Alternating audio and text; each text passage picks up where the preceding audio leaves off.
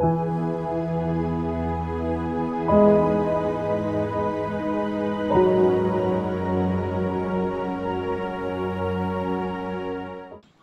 దేవుని పిల్లలారా, మీ అందరికీ కూడా మన ప్రభువును రక్షకుడైన క్రీస్తు వారి నామములో వందనములు తెలియజేస్తూ ఉన్నానండి. పేరు పేరు అందరికీ.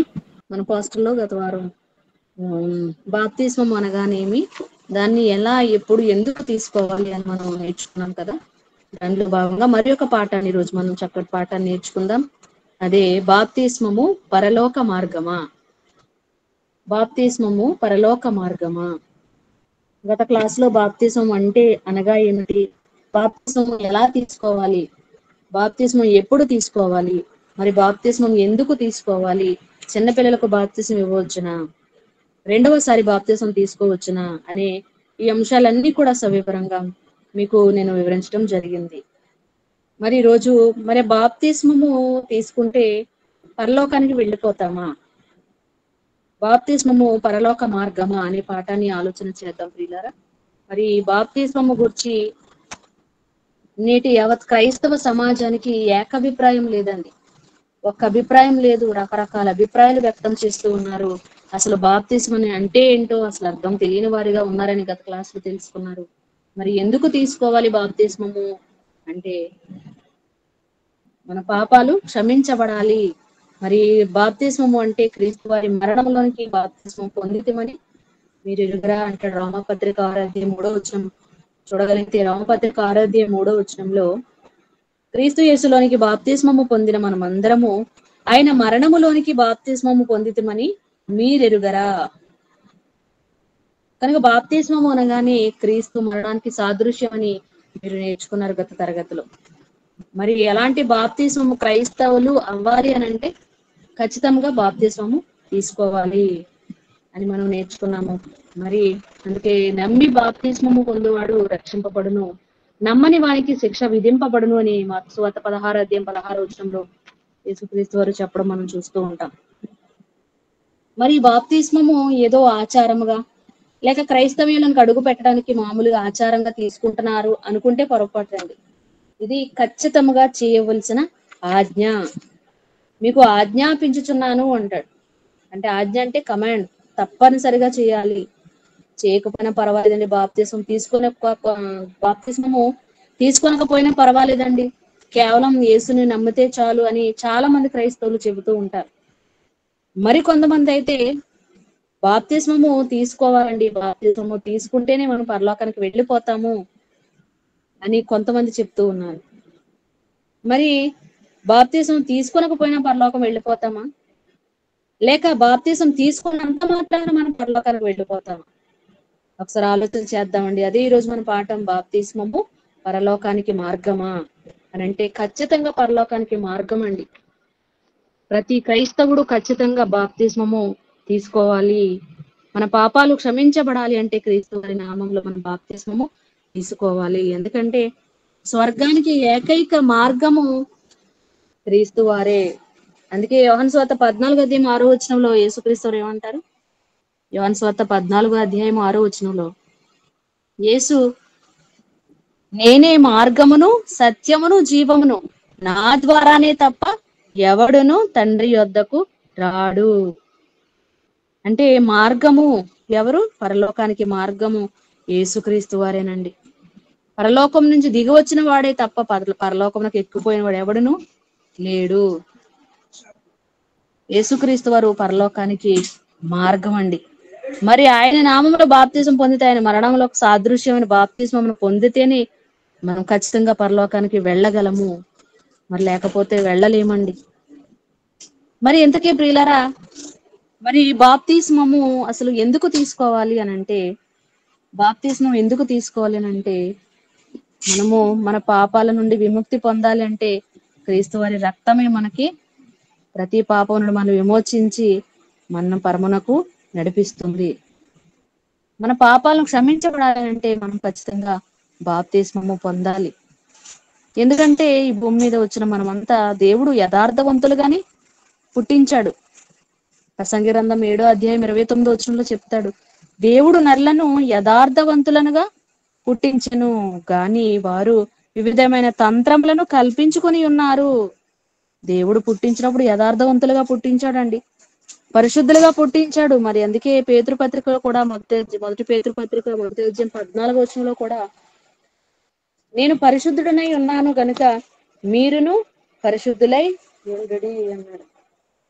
మన కన్న తండ్రి అనే దేవుడు ఎవరు? పరిశుద్ధుడండి, యథార్థవంతుడు, పరిశుద్ధుడు. మరి మనము కూడా పరిశుద్ధులుగా ఉండాలని దేవుడు కోరుకున్నాడు పిల్లలు. మన సంకల్పం కూడా అదే. ఏం చెప్తాడు? ముందుగా మనము కావాలనుకున్నాడు. మరి మనం ఎలా ఉండాలని కోరుకున్నాడు? పరిశుద్ధులుగా, నిర్దోషులుగా, క్రీస్తు వారి వల్ల మనం ఉండాలి అని దేవుడు కోరుకున్నాడు. మరి అలా వచ్చిన మనము యథార్థవంతులుగానే దేవుడు పుట్టించినప్పుడు ఆ యథార్థత కలిగి ఉన్నామా అని అంటే లేదు ప్రియులారా. ఈ భూమి మీదకి వచ్చిన వారంతా యథార్థతను కోల్పోయారు. వివిధ తంత్రములు ఎవరివి? సాతానువి. అపవాది తంత్రాలన్నీ కూడా కల్పించుకొని దేవునికి దూరం అయిపోయే పరిస్థితి. అందుకే రోమపత్రిక 3:23 రోమిలకు రాసిన పత్రిక 3:23 మనం చూడగలిగితే, ఏ భేదమును లేదు, అందరూ పాపము చేసి దేవుడు అనుగ్రహించు మహిమను పొందలేకపోతున్నారు. చూడండి, ఏ భేదము లేదు, అందరూ కూడా పాపం చేశారా అంటే అందరూ పాపము చేసి దేవుడు అనుగ్రహించిన మహిమను అంటే పరలోకాన్ని పొందుకోలేకపోతున్నాం. యథార్థవంతులుగా దేవుడు పుట్టిస్తే వివిధ తంత్రములు కల్పించుకున్నాము గనుక ఏ భేదము లేదు, అందరూ కూడా పాపం చేసిన వారమే. మరి దేవుడు ఎలా రావాలి తన యొద్దకు అని కోరుకున్నాడు? నరులారా తిరిగి రండి అని మనుషులకు ఆజ్ఞాపి సెలవిస్తున్నాడు. మరి ఎలా రావాలి? నేను ఏ విధంగా పరిశుద్ధంగా పంపించానో, ఏ విధంగా యథార్థవంతులుగా నేను పంపించానో అదే విధంగా తిరిగి రండి అని దేవుని కోరికండి.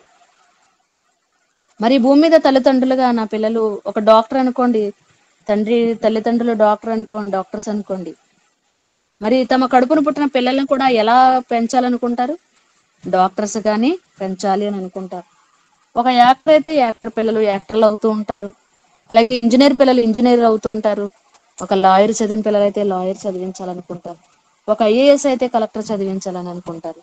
ఇలా తల్లిదండ్రులుగా పిల్లలు యొక్క ఆశ, తల్లిదండ్రుల ఆశ ఏంటి? తమ ఆజ్ఞ ప్రకారము పిల్లలు బ్రతకాలి, ఉండాలి. మరి అలాగే పరలోకమందున్న తండ్రి, మనందరి కన్న తండ్రి అయిన దేవుడు కూడా నేను ఏ విధంగా అయితే పరిశుద్ధుడునో నా పిల్లలు కూడా పరిశుద్ధముగా, నిర్దోషముగా ఉండాలి అని దేవుడు కోరుకున్నాడండి. కానీ యథార్థతను, పుట్టుకలో ఉన్న పరిశుద్ధతను, యథార్థతను మనుషులు కోల్పోయారండి. పెద్దవారై వివిధ సాతాను తంత్రములు కల్పించుకొని దేవునికి దూరం అయిపోయారు. పాపము చేసి అందరూ పాపము చేసి అన్నాడు.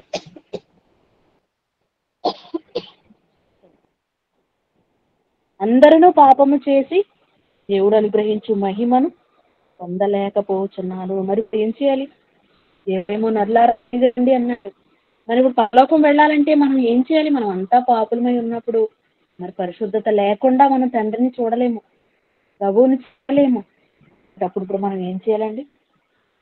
అసలు భూమి మీద పుట్టిన మనుషులు అందరూ కూడా పాపాత్ములుగా మారిపోతున్నప్పుడు మరి వారికి ఏమండి శిక్షలోనికి వెళ్ళిపోక తప్పదు కదా. మరి ఇలాంటి సమయంలో మన అన్నయ్యైన యేసుక్రీస్తు వారు తండ్రికి ప్రియమైన జ్యేష్ఠ కుమారుని పరలోకంలో మన కొరకు ముందు పుట్టించాడండి. మనం రాబోతున్నాము, మనం యథార్థతను కోల్పోతాము, పరిశుద్ధతను కోల్పోతామని తెలిసిన దేవుడు మనల్ని విడవలేక తన ప్రియమైన కుమారుని యేసుక్రీస్తు వారిని పుట్టించడం జరిగింది. మరి 2000 సంవత్సరాల క్రితం ఆయనను ఈ భూమి మీదకు పంపించి మన శాపాల నిమిత్తము తన ప్రియమైన కుమారుని బలి చేసేసాడండి మన కోసం. మరి ఆయనను నమ్మి బాప్తిస్మము పొందితే మనము రక్షణ పొందుతామండి. పాపాత్ములుగా చనిపోతే నరకాగ్నికి చేరిపోతాం, జారిపోతాం. కనుక నిర్దోషులుగా పరిశుద్ధులుగా తీర్చిదిద్దాడండి తన కుమారుని యొక్క రక్తముతో. పరిశుద్ధులు, క్రైస్తవులు అనగానే ఏమని పేరు పెట్టాడు? పరిశుద్ధులుగా ఉండుటకు పిలువబడిన వారు అన్నాడండి. క్రీస్తు వారి రక్తమే మన యొక్క ప్రతి పాపం నుండి మనలను విమోచిస్తుంది. ఈరోజు మరి క్రీస్తు యేసునందున్న వారికి ఏ శిక్షా విధియు లేదు అంటారు. మరి క్రీస్తువాన్ని పంపించాడండి. ఎందుకు? మన పాపాలనన్నీ కూడా క్షమించడానికి, మన పాపాలన్నీ తీసివేసి బాప్తిస్మం ద్వారా నూతన నూతన స్వభావం మనకు అనుగ్రహించి తండ్రికి చేరువ చేయడానికి తన ప్రియకుమారుడు యేసుక్రీస్తు వారు బలైపోయారండి.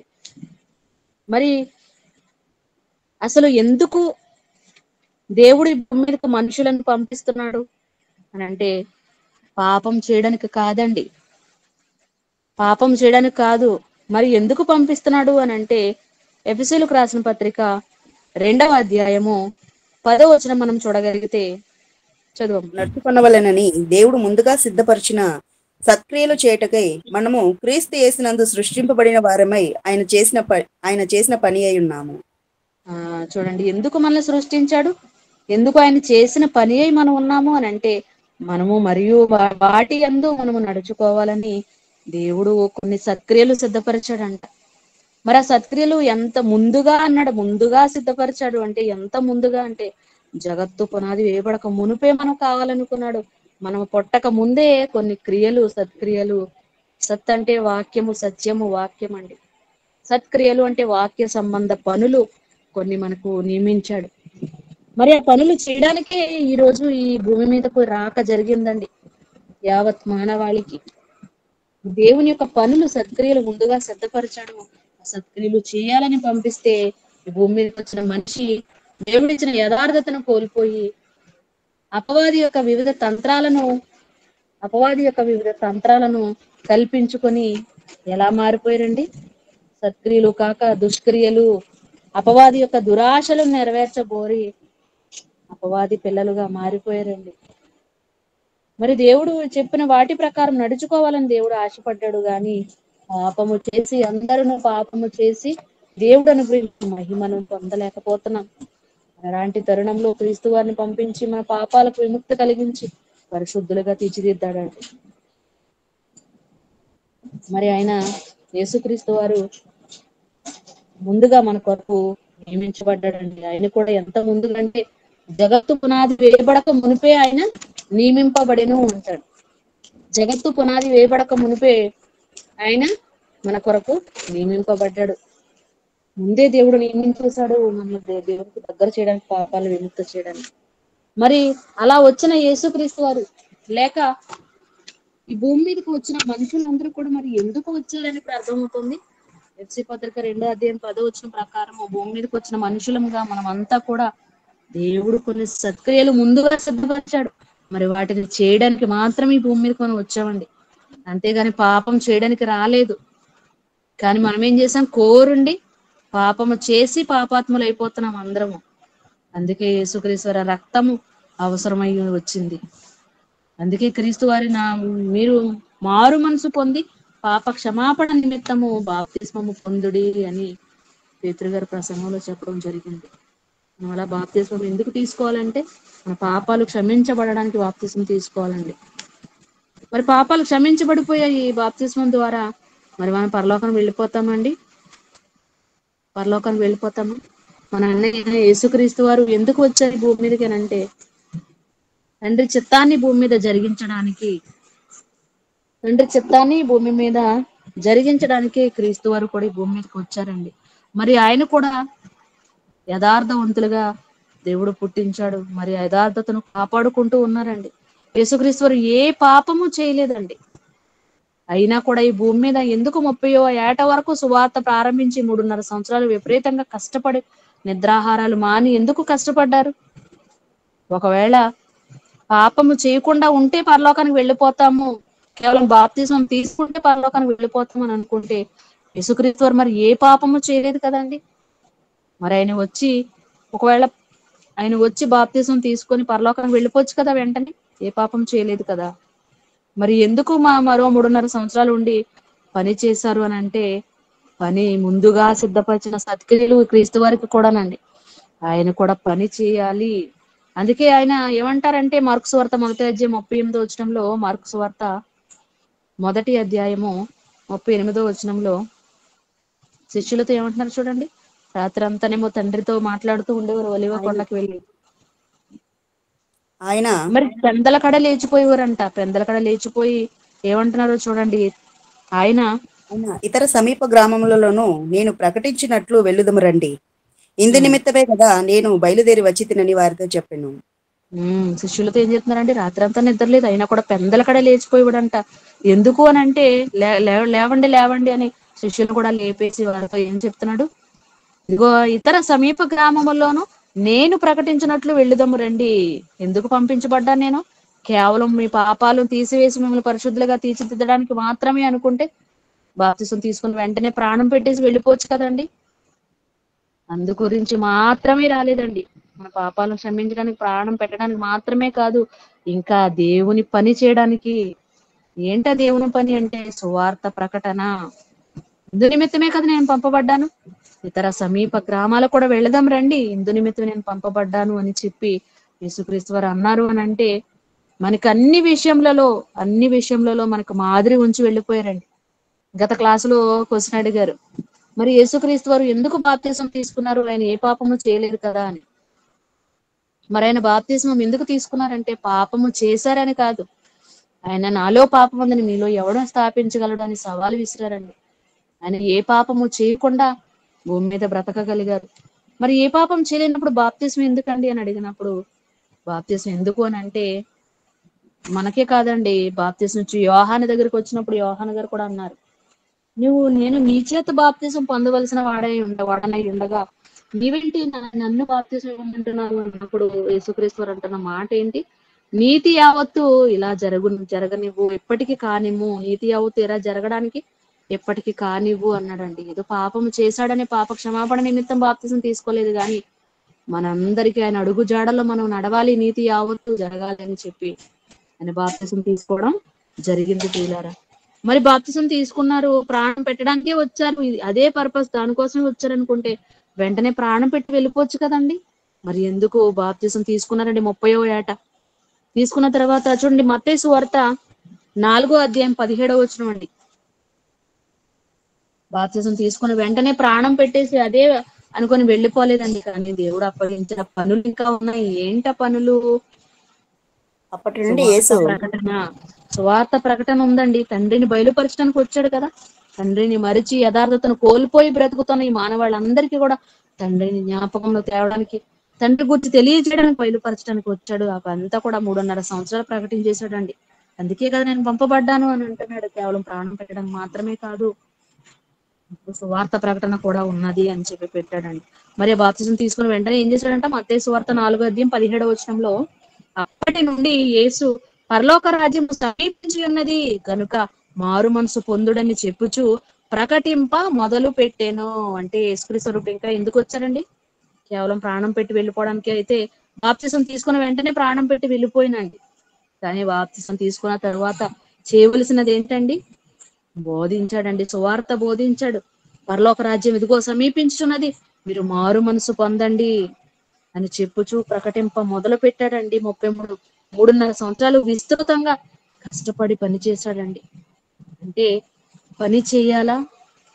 తప్పకుండా పని చేయాలండి. దేవుని ఆశ ముందుగా సిద్ధపరిచాడు కదండి సత్క్రియలు.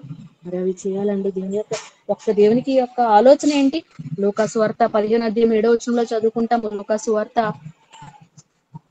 15వ అధ్యాయము 7వ వచనం, మారు మనసు అక్కరలేని 99 మంది నీతిమంతుల విషయమై కలుగు సంతోషము కంటే మారు మనసు పొందు ఒక్క పాపి విషయమై పరలోకమందు ఎక్కువ సంతోషం కలుగును.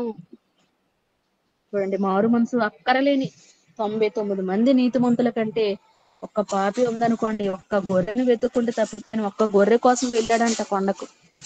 మిగిలిన నీతిమంతులని 99 మంది గొర్రెలను విడిచిపెట్టి ఒక్క గొర్రె కోసం వెళ్ళాడంటే దేవుని మనసు చూడండి. అంటే ఒక్కరు కూడా నశించిపోవడం ఆయన చిత్తము కాదు. కనుకనే కదండి నశించిన దానిని వెదకి రక్షించుటకే క్రీస్తు యేసు లోకమునకు వచ్చెను అంటాడండి. ఎక్కడెక్కడ నశించిపోతున్నారు పాపులని. అందుకే ఎప్పుడు కూడా పాపులతో తిరుగుతుంటే సాసులు పరిచయలు ఏమన్నారండి, ఎప్పుడు సుంగర్లతోనూ పాపులతోనూ స్నేహితుడు వారితోనే సాంగత్యం చేస్తున్నాడు అని అన్నారండి. యేసుక్రీస్తు వారు పాపులతో తిరుగుతున్న పాపము అంటించుకోలేదండి. మరి వారితో ఎందుకు తిరిగారు అని అంటే వారిని మార్చడానికండి. ఆయనను అడుగుతున్నప్పుడు రోగులకే గాని ఆరోగ్యం గల వారికి వైద్యుడు అక్కరలేదు అన్నారండి. పాపులందరినీ రక్షించడానికి, వారికి సువార్త ప్రకటించడానికి క్రీస్తు యేసు వారి లోకానికి వచ్చారండి. మరి తండ్రి చిత్తం ఏంటి? ఏ ఒక్క పాపి కూడా నశించిపోకూడదు. ఒక్క పాపి మారు మనసు పొందితే ఎక్కువ ఆనందం అంటే పరలోకంలో. కనుక తండ్రి యొక్క ఆనందాన్ని చూడడానికి కేవలం ప్రాణం పెట్టి పాపక్షమాపణ పాపాలు తీసి వెళ్ళిపోవడానికి మాత్రమే కాదు, తండ్రి యొక్క చిత్తాన్ని ఈ భూమి మీద జరిగించడానికి వచ్చాడండి. అందుకే అంటాడు, తండ్రి యొక్క చిత్తము నెరవేర్చుటయు నాకు ఆహారమై ఉన్నది అంటాడండి.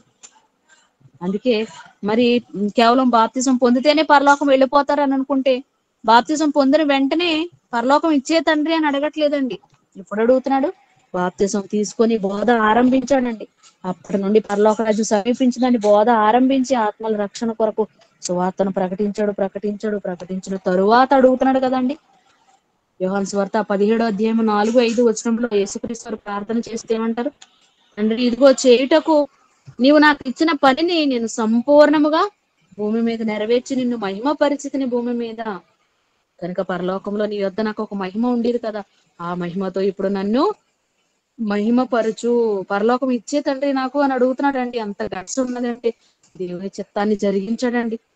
కేవలం బాప్తిస్మమే పరలోక మార్గము అనుకుంటే, చాలా జాగ్రత్తగా వినాలండి, బాప్తిస్మమే పరలోక మార్గము అనుకుంటే క్రీస్తు వారు బాప్తిజం తీసుకున్న వెంటనే పరలోకానికి వెళ్ళిపోవచ్చు కదండి, ప్రాణం పెట్టేసి. కానీ బాప్తిజం ఒక్కటే పరలోక మార్గము కాదు అని ఇక్కడ మనకి అర్థమవుతుంది. ఇంకా ఏదో చేయాలి. మరి ఏం చేయాలి అంటే, చేయుటకు మనకి దేవుడు ముందుగా సిద్ధపరిచిన సత్క్రియలు మనము చేయాలి. యేసుక్రీస్తు తన వంతు బాధ్యతను, ఇదిగో తండ్రి నువ్వు చేయుటకు నాకు ఇచ్చిన పని అంతా కూడా సంపూర్ణంగా నెరవేర్చి భూమి మీద నిన్ను మహిమపరిచాను అని అడుగుతున్నారండి. బాప్తిజం తీసుకున్న వెంటనే పరలోకం ఇచ్చామనట్లేదు. బాప్తిజం తీసుకున్న తర్వాత బోధన ప్రారంభించి, ఇదిగో నీ పని అంతా కూడా సంపూర్తి చేసేసాను, అరకొరగా చేయలేదు. చేయుటకు నీవు నాకు ఏ పని అయితే అప్పగించావో ఆ పని అంతా కూడా సంపూర్తిగా నెరవేర్చేశాను. కనుక అప్పుడు మహిమను, పరలోక మహిమను అడుగుతున్నారండి. కనుక 3.5 సంవత్సరములు విపరీతముగా కష్టపడ్డారండి యేసుక్రీస్తు వారు. మొక్కలకు బొరియలు ఉన్నాయి, ఆకాశ పక్షు గూళ్ళు ఉన్నాయి, మనుష్య కుమారుడు తల వాల్చుకున్నటకైనాను స్థలము లేదు అన్నాడు. బాప్తిస్మము మరి తీసుకున్న తరువాత వెంటనే ప్రాణం పెట్టలేదండి. అలాగే వెంటనే పరలోకం ఇమ్మని అడగలేదు, కానీ సువార్త ప్రకటించాడండి ముమ్మరంగా. ఇతర సమీప గ్రామంలోకి వెళదాం రండి, ఇందు నిమిత్తం నేను పంపబడ్డాను, ఒక్క పాపి కూడా నశించుకోవడం నా తండ్రికి ఇష్టం లేదు, నా తండ్రి కళ్ళల్లో ఆనందం చూడడానికి నేను ఎంత కష్టమైనా భరించడానికి వచ్చానని ప్రాణం పెట్టడానికి వచ్చాడండి. అలాగే ప్రాణం పెట్టే ముందు సువార్తను ప్రకటించాడండి. మరి ఈ రోజు మనకు కూడా క్రీస్తును ధరించిన క్రైస్తవులుగా మనము కూడా చేయవలసిన పని ఏంటి? ఏంటంటే మనకు కూడా ముందుగా సిద్ధపరచాడండి. పాపులను రక్షించే పనిలో మనం ఉండాలి. కేవలం బాప్తిజం తీసుకొని మేము పరలోకానికి వెళ్ళిపోతామండి అనుకుంటే పొరపాటండి. బాప్తిస్మము అంటే పునాదండి, క్రైస్తవ జీవితానికి పునాదండి. ఏమంటే ఒక బిల్డింగ్ కట్టాలంటే ప్రారంభం మొదట ఏమేస్తాం? పునాది వేస్తాం. అమ్మయ్య నేను పునాది వేసేసాను, బిల్డింగ్ అంతా పూర్తయిపోయింది అని అనగలమా? కేవలం పునాది వేసినంత మాత్రాన బిల్డింగ్ అంతా పూర్తయినట్లు కాదు, ఇంకా చాలా పని ఉంటదండి. మరి అలాగే పునాది లాంటిది బాప్తిజం. రక్షణలోనికి, గత క్లాస్ లో తెలుసుకున్నాం, రక్షణలోనికి అడుగు పెట్టాం, ప్రారంభ మెట్టు ఎక్కాము. మరి మీకు ఎన్నో మెట్లున్నాయి, ఇంకా ఎన్నో శ్రమలు విశ్వాస జీవితంలో, అవన్నీ కూడా మనం అనుభవించాలి. మరి నమ్మి బాప్తిజం పొందితే రక్షింపబడతారు అని చెప్పారని అక్కడే ఆగిపోతే 66 పుస్తకాల మీద పట్టు సాధించాలండి. సత్యవాక్యం సరిగా విభజించి చదువుకోవాలి, అప్పుడే అర్థమవుతుంది. లేకపోతే అపార్థాలు అయిపోతారండి. నమ్మి బాప్తిజం పొందాడు, నమ్మితే కేవలం రక్షణ అని అన్నాడు కదా అక్కడ అని అనుకుంటే పొరపాటు అండి. అలాగా అన్న యేసుక్రీస్తు వారు మళ్ళీ ఏమన్నారు? అంతము వరకు సహించిన వాడే రక్షింపబడును. ఈ విశ్వాస జీవితంలో ఎన్నో కష్టాలు, ఎన్నో బాధలు వస్తాయండి. మరి అవన్నీ కూడా జయించుకుంటూ వెళ్ళిపోవాలి. అంతము వరకు సహించిన వాడు, అంతం వరకు ఉండి జయించిన వాడే సింహాసనం కింద కూర్చుంట బెడతాను అన్నారండి యేసుక్రీస్తు వారు. నాతో కూడా నా సింహాసనం మందు జయించు వారిని కూర్చుండనిత్తును అన్నారండి. మరి అపోస్తలు అందరూ కూడా క్రీస్తు వారు వెళ్ళిపోయిన తర్వాత వారు కూడా పని చేశారండి. వారు కూడా నోరు మూసుకొని ఉండలేదండి. వారిని హింసిస్తున్నా కూడా ఇతర సమీప గ్రామాల్లో చెదిరిపోయారండి. యోధియా, సమరయ, అక్కడ కూడా వాక్యాన్ని ప్రకటించుకుంటూ వెళ్ళిపోయారండి. ఎందుకంటే క్రీస్తు వారు చెప్పారండి, మీరు సర్వలోకానికి వెళ్ళండి, సర్వ సృష్టికి సువార్తను ప్రకటించండి, ఎవరైతే సమస్త జనులను శిష్యులుగా చేయండి అన్నారండి.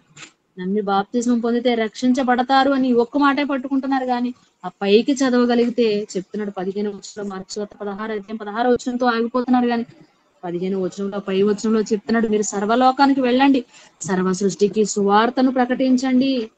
ప్రకటించాలి. ప్రకటింపబడేవాడు పంపకబడకపోతే ఎలా వింటారు వాళ్ళు? వినటం వలన విశ్వాసం కలుగుతుంది కదా క్రీస్తుని వచ్చిన మాట. మరి బడిన వారు పంపబడిన వారు ఎట్లు విందరు? వినకపోతే వారికి విశ్వాసం ఎలా వస్తుంది? విశ్వసించకపోతే వారు ఎట్లు మారుతారు? వారు మారకపోతే, మారు మనసు రాకపోతే ఎలా పరలోక రాజ్యానికి చేరుకుంటారు? కనుక బాప్తిస్మము తొలి మెట్టు లాంటిదే అండి. ఒక బస్సులో కానీ ప్రయాణం చేస్తున్నప్పుడు మనం ఏం చేస్తాం? టికెట్ తీసుకుంటామండి. అమ్మయ్య, ఒక హైదరాబాద్ వెళ్ళాలని టికెట్ తీసుకున్నాము, లేక బెంగళూరు వెళ్ళాలని టికెట్ తీసుకున్నాం, బస్ టికెట్ తీసుకున్నామండి. అమ్మయ్య, టికెట్ తీసుకున్నాము, ఇంకా నా ప్రయాణం అయిపోయిందని అనుకుంటే ఇలా టికెట్ తీసుకుని ఇంట్లో కూర్చుంటే వెళ్ళిపోతామా గమ్యస్థానానికి? వెళ్ళలేము కదండి. టికెట్ తీసుకుని వెళ్ళి బస్సులో కూర్చోవాలి, ఆ టైంకి వెళ్ళి బస్సులో కూర్చోవాలి. మధ్య మధ్యలో ఎన్నో స్టాపులు వస్తూ ఉంటాయి, ఎన్నో రంగుల ప్రపంచం కనబడుతూ ఉంటది. అవన్నీ కొనుగోలు చేయడానికి, కొనుక్కోవడానికి దిగిపోయి మనం ఉండిపోయాం అనుకోండి, బస్ కాస్త వెళ్ళిపోద్దండి. అప్పుడు మనం చేరుకోగలమా మన గమ్యస్థానం? చేరుకోలేము. కనుక టికెట్ తీసుకున్న మనము బస్సులో ప్రయాణం చేయాలండి, బస్సులో కూర్చోవాలి. మరి అంతం వరకు గమ్యస్థానం చేరేంత వరకు ప్రయాణం చేస్తే కదా, అప్పుడు కదండి మనం గమ్యస్థానానికి చేరుకోగలం. ఒక హైదరాబాద్ కానీ ఒక బెంగళూరు కానీ మనం వెళ్ళవలసిన గమ్యస్థానం మనం చేరుకోగలం. అలా కాకుండా టికెట్ తీసుకున్నానండి, నేను సరిపోద్దండి, నేను వెళ్ళిపోయాను అనుకుంటే ఎలాగండి? అంత హాస్యాస్పదము. అలాగే ఈ రోజు బాప్తిసం తీసుకున్నాను, నేను ఇంకా పరలోకానికి వెళ్ళిపోతానండి. లేక బాప్తిసం తీసుకున్నాను, ఆదివారం చర్చికి వెళ్ళిపోతున్నాను, రొట్టె ద్రాక్షరసం తీసుకుంటున్నాను, యేసుక్రీస్తు మరణ శరీరానికి రక్తానికి గుర్తుగా రొట్టె ద్రాక్షరసం తీసుకుంటున్నాను, నా పాపాలన్నీ క్షమించబడిపోతున్నాయి, ఇంకా పరలోకం నాదే, పరలోకం నాకు గ్యారంటీ అని అనుకుని భ్రమలో బ్రతుకుతున్నారండి ఈ రోజు. చివరి వరకు అదే భ్రమలో ఉంటూ చివరకు తెచ్చి నరకాగ్నికి జారిపోతున్నారు పిల్లలు. కానీ బాప్తిసం తీసుకుంటే పరలోకానికి వెళ్ళిపోమండి. అలాగనుకుంటే యేసుక్రీస్తు బాప్తిసం తీసుకున్న వెంటనే ప్రాణం పెట్టి వెళ్ళిపోవచ్చు కదండి. మళ్ళా 3.5 సంవత్సరాలు ముమ్మరంగా కష్టపడ్డారండి. అందుకే కదా నేను పంపబడ్డానని, చాలా కష్టపడ్డారు. ఆయన తరువాత అపోస్తులండి, అపోస్తులు ఏం చేశారు? మీరు ఎలా ఉన్నారంట? అపోస్తుల కార్యంలో 2వ అధ్యాయం 42వ వచనంలో, వీరు అపోస్తుల బోధ యందును, సహవాసమందును, రొట్టె విరుచుట యందును, ప్రార్థన చేయుట యందును ఈ 4 ఎడతెగక ఉన్నారంట. ఏమండి, ప్రతి ఒక్కరు కూడా విశ్వసించిన వారందరూ ఏక హృదయము, ఏక తాత్పర్యం, ఏకాత్మ గలవారే. తమకున్నదంతా కూడా తమదని అనుకోలేదంట. వారి వారి అక్కర కొలది పంచిపెట్టారంటే ఎంత ఏకాభిప్రాయంతో ఉన్నారు, ఎంత ఐక్యతగా ఉన్నారండి. అపోస్తుల బోధ యందు ఉన్నారు, అలాగే సహవాసంగా కూడుకుంటున్నారు, రొట్టె విరుచుట మానట్లేదు, ప్రార్థన చేయటం కూడా ఎడతెగక ఉన్నారు. మరి బాప్తిసం తీసుకున్న వెంటనే పరలోకం వెళ్ళిపోతే ఇక సహవాసం ఎందుకండి? మరి బాప్తిజం తీసుకున్న వెంటనే మనం పరలోకానికి వెళ్ళిపోతాం అనుకుంటే ఇక రొట్టె ద్రాక్షరసం ఎందుకు? ఇంకా దేవుని నామం ప్రార్థన చేయడం ఎందుకు? బోధ వినడం ఎందుకు? కనుక బాప్తిసం తొలిమెట్టు లాంటిది మాత్రమే. బాప్తిస్మం ద్వారా రక్షణలోనికి అడుగుపెట్టిన మనము ఏమండి, అపోస్తుల బోధలో మనం ఉండాలి. ఆ బోధ ఏం చెప్తున్నది అది విని వాక్య ప్రకారం గైకొనే వాడుగా మనం ఉండాలి. అలాగే సహవాసంగా కూడుకోవాలి. అందుకే హెబ్రీ పత్రిక 10వ అధ్యాయం 24-25 వచనంలో అంటాడు, కొందరు మానుకొనుచున్నట్టుగా సమాజంగా కూడుట మానకూడదు. కొంతమంది ఏం చేస్తున్నారంట? మానేస్తున్నారంట. చూడండి, ఈజీగా చిన్న అనారోగ్య అస్వస్థత కలిగిన, లేకపోతే ఏదో ఒక ఊరు వెళ్ళవలసి వచ్చిన దేవుని సంధికి దేవుడు తేరగా దొరకడండి, దేవుణ్ణి విడిచిపెట్టేస్తారండి. ఆదివారం కూడా ఆరాధనకు కూడా రాకుండా అటువైపు వెళ్ళిపోతారండి. కొందరు మానుకుంటున్నారని దేవుడు బాధపడతారు. కొంత మానుకొనుచున్నట్టు సమాజంగా కూడుట మానకూడదు. ఎందుకు మానకూడదు? ఆ దినము సమీపించుట మనం చూచిన కొలది ఒకరికొకరు హెచ్చరించుకోవాలండి, ప్రేమ చూపుకోవాలి, సత్కార్యము చేయటకు ఒకరినొకరు పురికొల్పుకోవాలి అన్నాడు. దాని కొరకే ఆలోచిద్దాం అన్నాడు. ప్రేమ చూపుకోవాలి, సహోదర ప్రేమ మెండుగా మనకు ఉండాలండి. ఒకరి ఎడల ఒకరు సద్భావంతో ప్రేమ కలిగి సత్కార్యాలు చేయటకు ఒకరినొకరు పురికొల్పుకోవాలండి. మరి ప్రేమ చూపడం అంటే బైబిల్ ఇచ్చే నిర్వచనం ఏంటో తెలుసా? పని అండి. Work is worship. పనియే ఆరాధన, పనియే ప్రేమ. మరి యేసుక్రీస్తు పేతురు గారిని అడుగుతూ, సీమోను పేతురు, నీవు నన్ను ప్రేమించుచున్నావా అని 3 సార్లు అడిగినప్పుడు, అదేంటి ప్రభువా నేను నిన్ను ప్రేమించుచున్నాను అన్నప్పుడు క్రీస్తు వారు ఏమన్నారు? అయితే నువ్వు నా గొర్రెలను మేపు. అంటే పని అప్పగించారండి. ప్రేమ అంటే ఏంటి? పని చేయడం. ప్రేమించిన వారి కొరకు మరి ఎలా తెలుస్తుంది దేవుని ప్రేమించామని? ఇదిగోండి, దేవుడు అప్పగించిన పనులన్నీ చేసిన నాడు మనము దేవుని అమితముగా ప్రేమించిన వారు అవుతాం. మరి అలా కాకుండా బాప్తిసం పొందేశానండి, పరిశుద్ధునిగా మారిపోయాను, ఇక నాకు ఏ పని లేదండి అని అనుకుంటున్నారండి క్రైస్తవులు.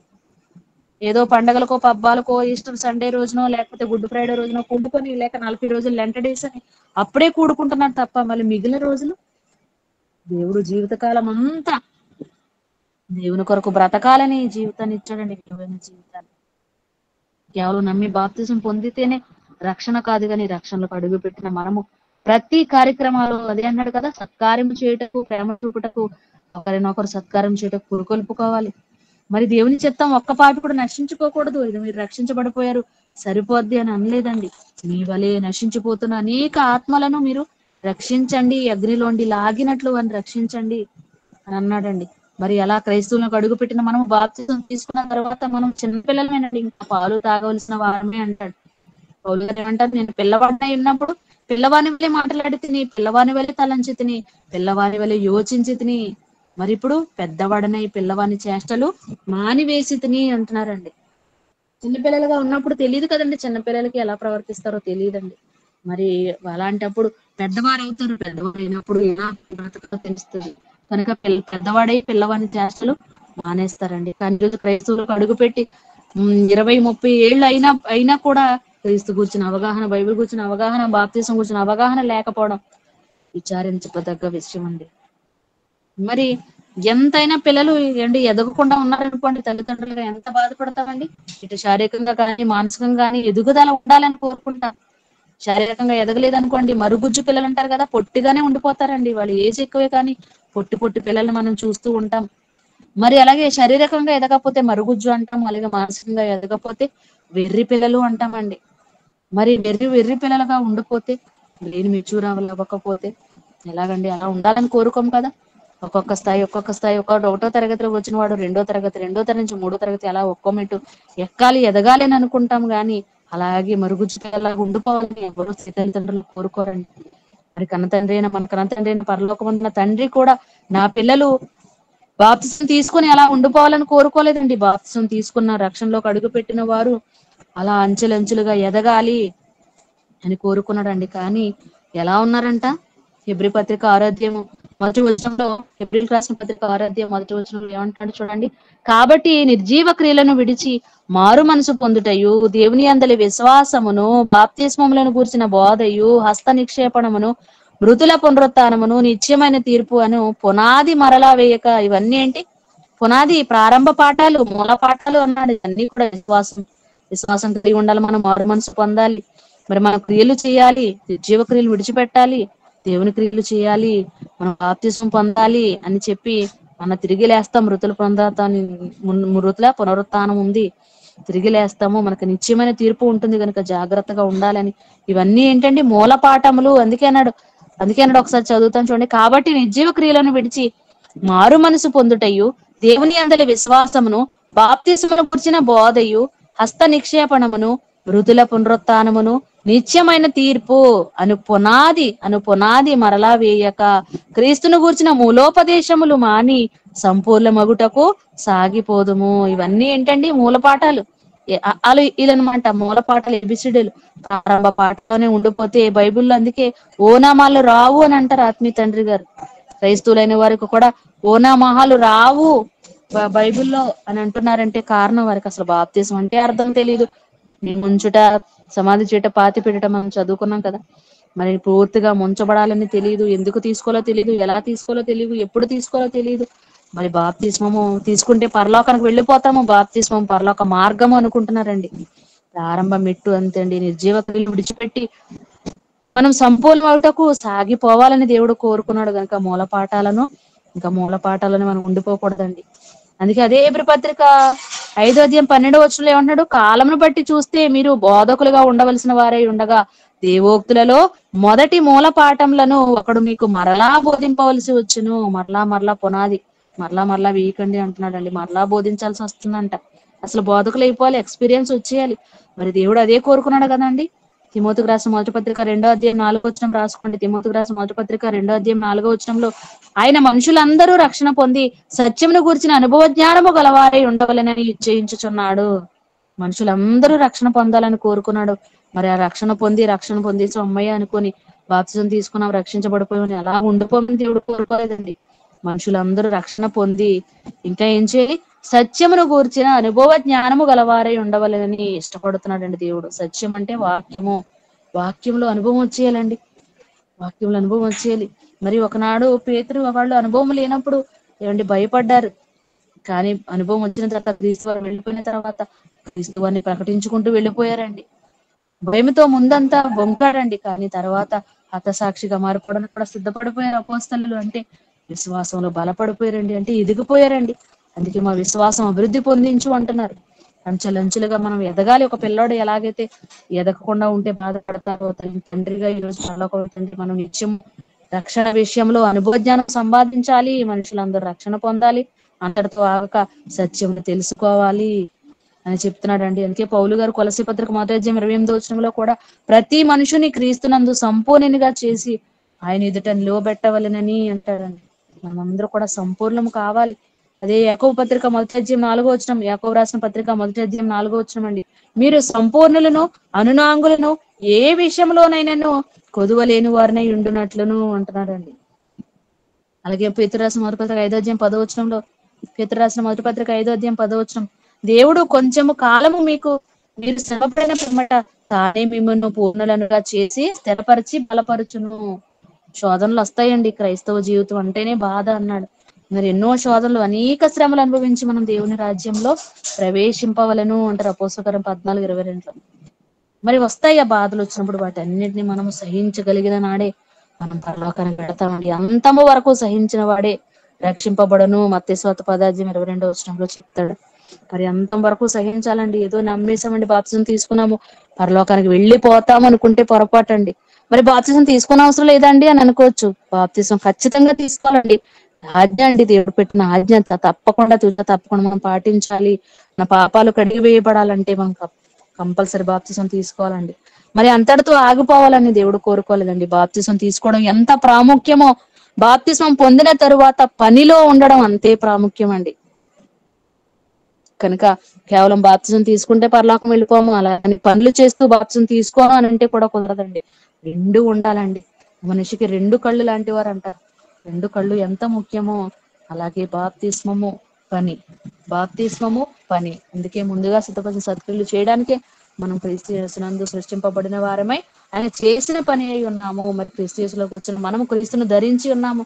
క్రీస్తు ఎలాగైతే శ్రమ పడ్డాడో, చేటుకు దేవుడు అప్పగించిన పని అంతే భూమి మీద నెరవేర్చాడు, దేవుడు మహిమపరిచాడో, ఈరోజు మనము కూడా ఆయన మహిమ నిమిత్తమే ఈ రోజు భూమి మీదకి పంపబడ్డామండి. కనుక దేవుని కొరకు గొప్పగా చాటి చెప్పి మన జీవిత కాలంలో మన క్రియలు వాని క్రియలు చొప్పున జీవితం ఉన్నాడు. కనుక మనం దేవుడు అప్పగించిన పనిని, క్రీస్తు వారి మనకు అప్పగించిన పనిని మనము మన పరిధిలో నెరవేర్చి మనము కూడా వెళ్ళిపోవలసిన వారంగా ఉన్నామండి. అంతే తప్ప కేవలం బాప్తిసం పొందానండి అని అనుకుంటే పొరపాటు అండి. అంటాడు, మా వీరు మహాశ్రమల నుండి వచ్చిన వారు, ఎన్నో శ్రమలు అనుభవించారండి భక్తులైన వారు. మరి అలాంటి వారికి లోకము యోగ్యమైనది కాదు. పరదేశకు వెళ్ళిపోయారు. తాత్కాలికంగా ఉన్నారు. యేసుక్రీస్తు రెండో రాకల్లో ఏమండి వచ్చి మళ్ళా భూమి మీదకి వచ్చి అక్షయ శరీరం ధరించుకున్న తర్వాత పరలోకానికి వెళ్ళిపోతాము. కనుక ఆ మధుర క్షణాలు తండ్రితో గడిపే ఆ మధుర క్షణాల కోసం నరులారా తిరిగి రండి అన్నాడు. మరి అలా మనం వెళ్ళిపోవాలంటే పరిశుద్ధులుగా ఉండాలి. అలా పరిశుద్ధులుగా ఉండాలంటే క్రీస్తు వారి రక్తం మన ప్రతి పాపలను మనం విమోచన కలుగు చేసి పరిశుద్ధులుగా పిలుచుటకు పంపబడడం మన కొరకు జగత్తు పునాది ముందే నియమించబడ్డాడండి క్రీస్తు వారు. మరి ఆయన యొక్క రక్షణను అనుగ్రహించాడండి. రక్షణలోనికి వచ్చిన మనము ప్రారంభం మెట్టు మాత్రమే బాప్తిస్మము. కేవలం బాప్తిస్మం తీసుకుని అలా దేవుని పని చేయకుండా ఉండిపోతే మన పరలోక రాజ్యానికి వెళ్ళలేం ప్రియులారా. అలాగే నీ బాప్తిజం తీసుకోలేదండి, కానీ ఎల్లప్పుడూ నేను తండ్రి పనుల్లో ఉంటాను అని అన్నా కూడా నిష్ప్రయోజనము. అదంతా కూడా ప్రయోజనము లేదు. కనుక క్రీస్తును అంగీకరించిన తరువాత క్రీస్తు యేసులోనికి బాప్తిజం పొందిన మనం అందరం క్రీస్తును ధరించుకొని ఉన్నాము అన్నాడు. అలా ధరించుకున్న మనము క్రీస్తు ఎలాగైతే తన శరీరాన్ని నలుగొట్టుకున్నాడో, తండ్రి పైన తొదముట్టించటకు ఎంత శ్రమలు అనుభవించాడో, అదే విధంగా మనము కూడా ఈ భూమి మీద నలుగు కొట్టుకోలేదు. దానికి సాదృశ్యమే కదండి రొట్టె ద్రాక్షరసం తీసుకుంటున్నాము ఆరాధనలో. యేసుక్రీస్తు యవన శరీరాన్ని గుర్తుగా ఇచ్చిన రొట్టెను, ఆయన రక్తానికి సాదృశ్యమైన ద్రాక్షరసం తీసుకొని అది క్రీస్తు వారు వచ్చు పర్యంతరం ఆయన మరణాన్ని మనము ప్రచురించాలి అన్నాడు. అది దేవుడు మనకు అప్పగించిన బాధ్యత. పని లేకుండా బాప్తిజం తీసుకున్న వృధా, బాప్తిజం తీసుకోకుండా పని చేస్తున్న పని కూడా వృధా ప్రయాస. కనుక అంతా కూడా సిస్టమేటిక్ పద్ధతి ప్రకారం దేవుడు అన్ని చేసినప్పుడు మనం చాలా సత్యవాక్యం సరిగా విభజించే వారంగా ఉండాలండి. చిన్నపిల్ల చేష్టలు చిన్నప్పుడు చేస్తాం, పెద్దవారైన తర్వాత చేష్ట మానివేస్తాము. కనుక నిర్మలమైన పాలను అపేక్షిస్తున్న మనము దినదినం అభివృద్ధి పొంది రక్షణ విషయంలో అనుభవ జ్ఞానం సంపాదించేయాలండి. పాఠాలన్నీ కూడా మనం నేర్చుకోవడమే కాకుండా అనేక మందికి చెప్పి అనేక మందిని దేవుడి వైపు మళ్లించాలని దేవుడు కోరుకున్నాడు. ఈ ఒక్క పాపి నశించుకోవడం దేవుని చిత్తం కాదు. కనుక ఈ పాఠాలు నేర్చుకున్న మీరు విని విడిచిపెట్టేవారుగా కాకుండా వాక్య ప్రకారం మనం అంతా భూమి మీద బ్రతకాలండి. కేవలం బాప్తిజం తీసుకుంటే పరలోకానికి వెళ్ళిపోతారు అనుకుంటే పొరపాటు. తీసుకున్న మనము క్రీస్తు కొరకు నమ్మకముగా మరణ పర్యంతరము ఆయన యొక్క మరణాన్ని ప్రచురించే వారంగా మనం ఉండాలండి. అన్యోన్య సహవాసం కలిగి ఉంటేనే మన ప్రతి పాపం నుండి ఆయన మనలను విడిపిస్తాడు. కనుక బాప్తిస్మము పరలోక మార్గమా? బాప్తిస్మము తీసుకుంటే మనం పరలోకానికి అర్హులం అవుతామండి. పరలోకానికి మార్గమే, కానీ ఎప్పుడు మనం చివరి వరకు ప్రయాణం చేసినప్పుడే కదండి. కనుక బాప్తిసం తీసుకోవడానికి వచ్చిన మనము ఆ బాప్తిసంలో అడిగిపెట్టి క్రీస్తు మరణానికి సాదృశ్యమైన మరణానికి అడుగుపెట్టిన తర్వాత క్రీస్తు యొక్క మరణాన్ని ప్రచురించే వారంగా మనం అంతా ఉండాలి. అదే దేవుడు మనకు అప్పగించబడిన పని. సువార్త ప్రకటన. క్రీస్తు వారు ఎలాగైతే చనిపోయి తిరిగి లేచారు, మనము కూడా క్రీస్తుని నమ్మితే చనిపోయిన తర్వాత బ్రతుకుంది తిరిగి లేస్తామని చాటి చెప్పడమే సువార్త. ఈ రోజు నేటి క్రైస్తవ్యానికి సువార్తకు అర్థము కూడా తెలియదండి. శుభవార్త అంటుంటారు, మంచి వార్త అంటారు. ఏది మంచి వార్త? యేసుక్రీస్తు వారి మరణ సమాధి పునరుత్థానం. అందుకే యేసుక్రీస్తు వారు ఏమండి నాలుగు సువార్తల్లో కూడా ఆయన పుట్టుకకు ప్రాధాన్యత ఇవ్వలేదు. ఆయన వంశావళిని తెలియచేయడానికి, లేకపోతే ఎందుకు ప్రాధాన్యత ఇచ్చారు అని అంటే, ఆ యొక్క ఆయన మరణానికి ముందు దేవుని పని ఎలా చేశారో అన్ని కూడా రాయబడి ఉన్నాయండి. కనుక క్రీస్తు వారిని ధరించుకున్న మనము కూడా ఏ పని పాటు లేవు అనుకుంటే పొరపాటు. మనం పని చేయాలండి.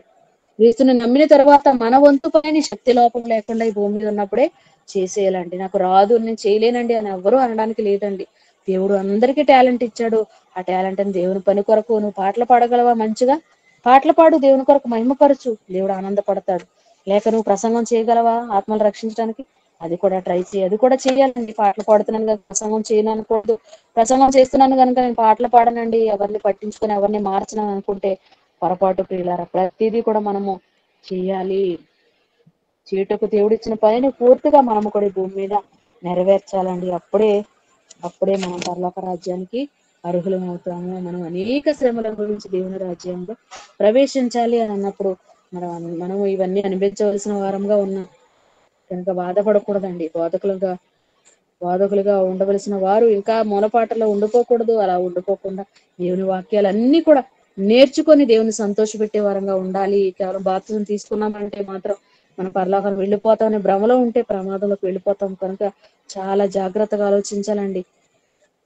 కనుక బాప్తిజం ఒక్కటే పరలోక మార్గము కాదు.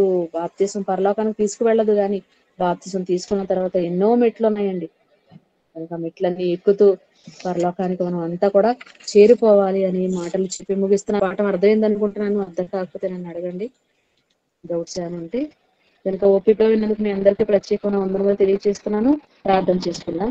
మమ్మల్ని అత్యంత మిక్కిలిగా ప్రేమించిన మా కన్న తండ్రి, ఇంతవరకు తండ్రి బాప్తిస్మం అంటే ఏంటో అర్థం తెలియని వారుగా మీ పిల్లలైన వారు క్రైస్తవులు ఉండడం చాలా విచారింపదగ్గ విషయం తండ్రి. మీరు కూడా ఎంతో ఆవేదన చెందుతున్నారు అని మాకు తెలుసు తండ్రి.